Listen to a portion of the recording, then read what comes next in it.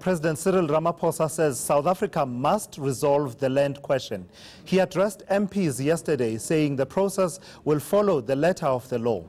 But it may not be that simple. In fact, just this week, we've seen illegal land occupations in 3 cities. Let's touch base now with reporter Michael Marillier, who's standing by for us. So, Michael, the ANC and government are pushing for expropriation of land without compensation. While that process is happening, the ANC's critics say this could be the green light people need to actually grab land.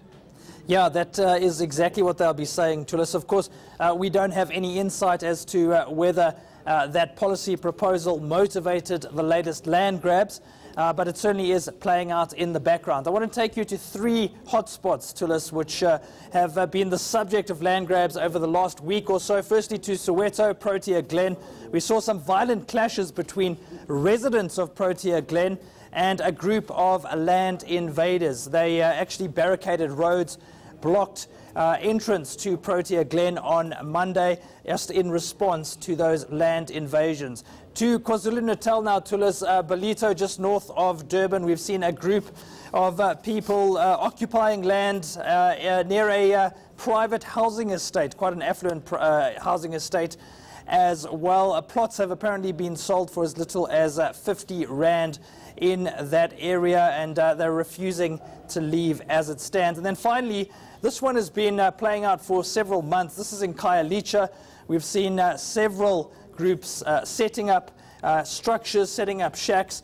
Anti-invasion units will then make their way to the area, demolish them, and just a few days later they will return and build their homes once again. So that is some of the hot spots which we've identified over the last week or so. I want to take you quickly to some background information. This is a study of the standout delivery protest that we've seen over the last 10 years or so.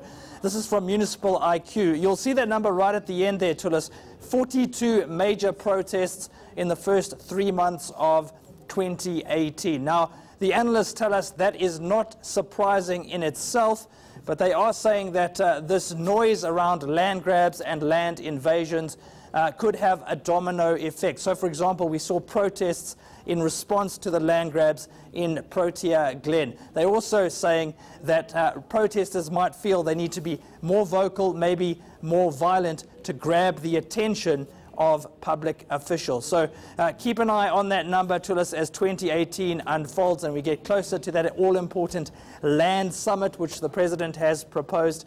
Officials telling us, or analysts at least telling us, that the land grab noise could have an impact on that number.